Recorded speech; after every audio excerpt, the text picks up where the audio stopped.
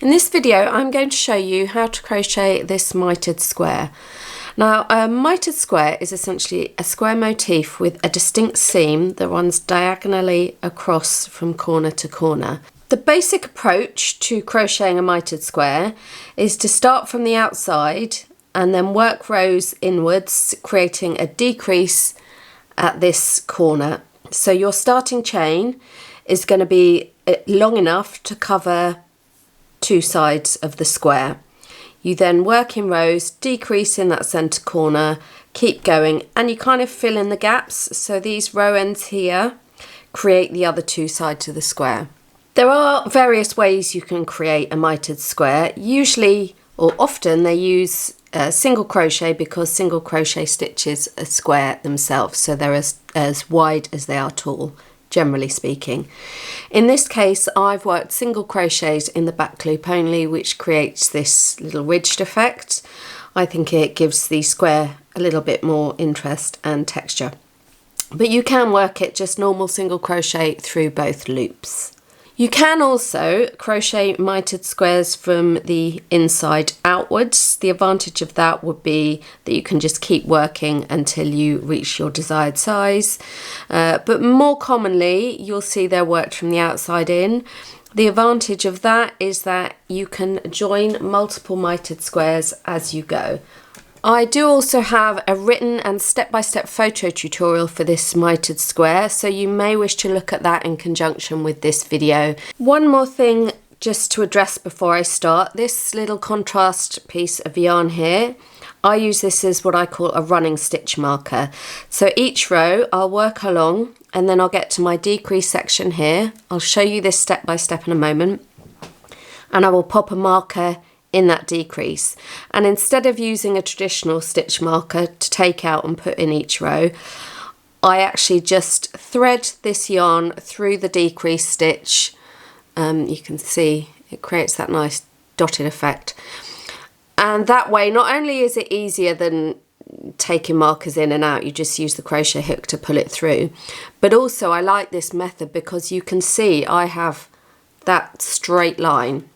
Let's put it down so I can see that my diagonal decrease is straight. If I accidentally work too few stitches here and place the decrease off center, this running stitch marker is going to illustrate that. So I just wanted to address that in case you wondered halfway through what I'm doing with this. Okay, without further ado, let's get on to the tutorial for the crochet mitered square. So I've got my 4-ply yarn here and I've got a 4mm hook. I don't want the hook too small. This is the hook size that I find works best for this pattern. Obviously different hook size, different yarn weight will create different size squares. You can actually work this pattern in any yarn weight and a suitable hook. I would go up about a hook size from the recommended size for your yarn. Okay, so I'm going to get started by chaining 42 stitches. So I have chained 42 and I've put a stitch marker in the 21st chain. That is going to be halfway along. We're actually going to have 41 stitches. The 42nd chain is a turning chain which doesn't count as a stitch. This is essentially going to give us 20 stitches each side and then our little one in the middle of the marker. So starting in the second chain from the hook, and I'm going to be using US crochet terms here, I am going to crochet a single crochet in 19 stitches. That's one. Okay, so I've crocheted 19 stitches, which leaves one stitch before the marker. So that marker is in the center of my chain. Let's just see that so you can see it a bit clearer. So I've got that one back loop here, then my mark stitch.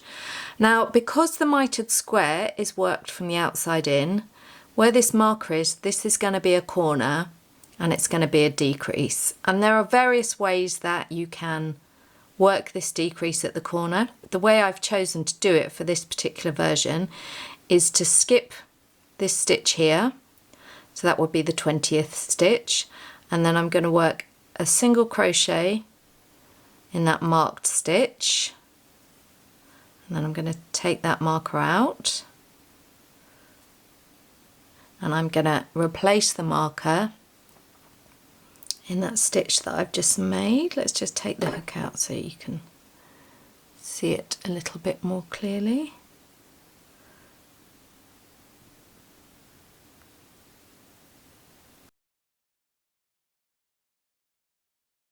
So pop my hook back in. So that is going to be my middle stitch. That there is going to be my middle stitch, and that's essentially going to be the corner.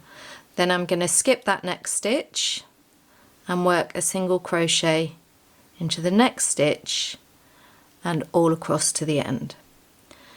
Now what I've done there is essentially to skip 2 stitches, so that is a 2-stitch decrease, which when you're working in single crochet is sufficient to give you a 90-degree corner, and that's what we're looking for in this mitered square.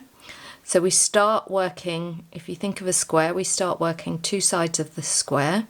That's what the long chain is, and then we work inwards, and as you work you make the decrease at the corner, and the row ends become the other 2 sides of the square. That will make a lot more sense as we progress.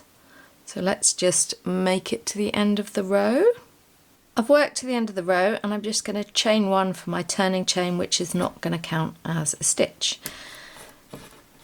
So because it's the first row, it's still a little bit wiggly, but that'll even out nicely. So you can see there where my marker is in the corner, I've got the outside of the square. And for the rest of the pattern, essentially all I'll do is work down to the stitch before the marker, skip a stitch, work a single crochet in the marked stitch. This is all going to be worked in the back loop only from here on out. For this type of mitered stitch, I work in the back loop only because I like the texture it gives. You can equally work in both loops. The principle is the same. When you're using a single crochet, the advantage is that single crochets are generally as wide as they are tall, so they're quite a square stitch, which means you're going to end up with the same number of rows as stitches. So on this outside, we've essentially got 20 stitches and then our corner. Now we didn't work that 20th stitch in the first row, but we're going to end up with 20 across there and then 20 rows. You can either count your stitches and ditch the marker altogether, or you can work to the marker. So I'll show you this first row working to the marker. So last row we worked 19 stitches. This row we're going to work 18 stitches. That's 18 single crochet in the back loop, and here is the back loop. So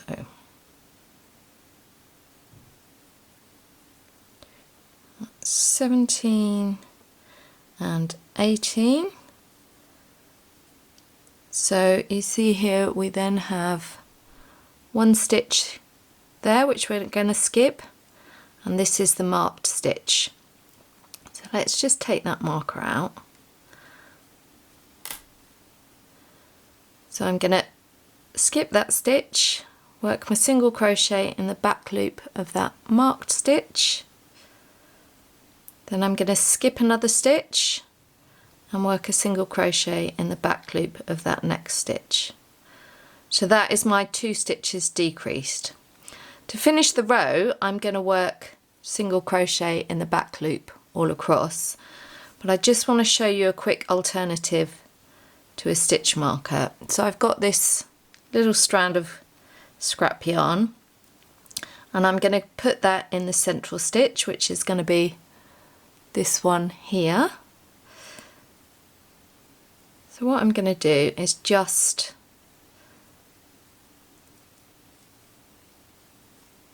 going to loop it on there. And what we're going to do to avoid counting is we're actually just going to use this as a running stitch marker. So I'll leave that there for now. If you prefer the stitch markers, just move your stitch marker into that central corner stitch each row you work. So I've worked 1 single crochet already there, so 2, so I'm going to work 18, which will take us to the end.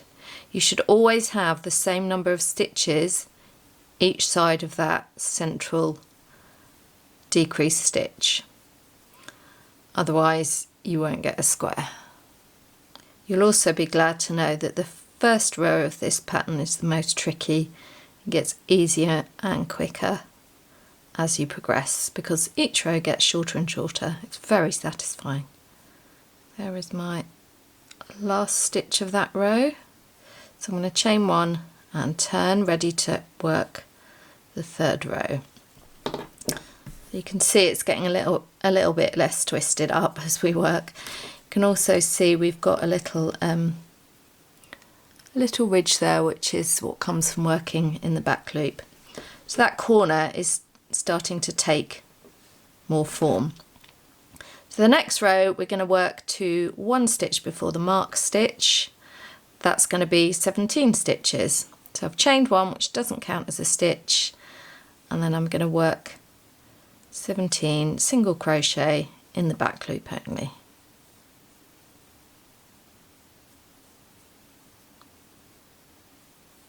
See, I've already lost count, which is why the marker is useful.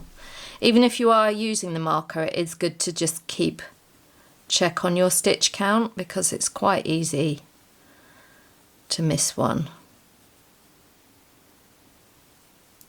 So for the corner, I'm going to skip that stitch, and then I'm going to work my single crochet in the marked stitch, and then I'm going to skip the next stitch and work my single crochet in there. Then I'm just going to carry on working my single crochet in the back loop all the way to the end. So that should be 17 single crochet, and I'll just chain 1. So that is my third row. So now when I turn to work the next row, let's just get this out of the way, I'm going to work 16 double crochet. You can see here that 16 will be up to this stitch here, and then I'll skip this stitch, and then you can see that white yarn is going through my marked stitch, so I will work my single crochet through the back loop, which is just there, and then I can just pull this yarn back through. So I'm going to work that row and the next row, and then I'll come back and show you how that fills out. So 16 single crochet, skip a stitch, 1 single crochet in the marked stitch, skip a stitch, 16 single crochet to the end. Then you chain 1 and turn. The next row you'll work 15, which will take you up to the stitch before the marked stitch, skip that stitch, 1 single crochet in the marked stitch, all back loop only, skip another stitch, 15 to the end, then 14, 14, 13, and so on and so forth. So I'll work a few more rows of that and come back and show you how it looks. Okay, so I have worked this down. So on the last row I had 11 stitches either side of the middle decrease stitch, and you can see how just flipping this contrast yarn in and out of the center stitch each row helps you keep track, and it really helps you see that lovely mitered seam, that mitered angle there. I've still got a little bit of curl. This is a super lovely bouncy yarn, so it does curl up a bit, but with a little bit of blocking, and once it's finished these will be held in shape, these little curls. So next row I'm going to carry on. I'll work 10, then my decrease, so 10 single crochet back loop, skip a stitch, 1 single crochet back loop, pop this running stitch marker through, skip the stitch, and then 10 single crochet back loop, then 9, then 8, then 7, then 6, 5, so on and so forth. Again, you can either count or you can just trust and work to 1 stitch before the marker, skip the stitch before the marker, work in the marked stitch, skip the next stitch and across. And I think it's fine to do that with a marker, but do just check your stitch count each time. This running stitch marker will show you usually if you go a little bit off center. That's one of the reasons I find it really useful for this type of project, because it helps show you your decrease line is straight. Okay, I'm going to work down towards the end and then I'll show you how we finish it. I have worked this down, so on that last row I've got 7 stitches, so I've got 3, 1 in the center and then 3, and you can see it's nearly filled in all that middle. Now obviously looking at this, it's not square. There's 2 reasons for that. Partly the tension changes with the different row lengths because there's more influence of these ends. Also, my tension tends to change when I'm working on camera, so my tension on these first few rows was probably quite a bit looser. I'm not worried because I know from having made a lot of these now, as soon as I pop this into mortar and pin out on a blocking board, it's going to be fine. So I'll just show you how I finish this off. So I'm going to keep working the same way I have. So I've got 3 stitches in the previous row, so now I work 2 single crochet to the stitch before the marker, which is here, 1 single crochet back loop in the marked stitch. These are all back loops, and then 2. I'm not going to bring the marker through on these last couple of rows because there's so few stitches left, it's easy. So on the next row I am down to just 1 single crochet back loop, then I'm going to skip that stitch, 1 single crochet in that center decrease stitch, skip that stitch, and then work 1 single crochet back loop in that last, chain and turn. That means I've got 3 stitches left. So to finish, I'm going to work a single crochet 3 together in these 3 back loops. So insert hook into that first back loop, yarn over, pull up a loop, insert hook into that second back loop, that's the center decrease, yarn over, pull up a loop, insert the hook under the back loop of the last stitch, yarn over, pull up a loop, so that's 4 loops on my hook, and I'm going to yarn over and pull through all 3. Now just to secure this, I'm going to do a chain 1, pull that tight, and then I can fasten off. And there is my mitered square, but obviously it's not finished because it definitely needs a blocking, but you can see if I pull that how it's going to look. I'll go away, pop it on the blocking board and then come back to you with it.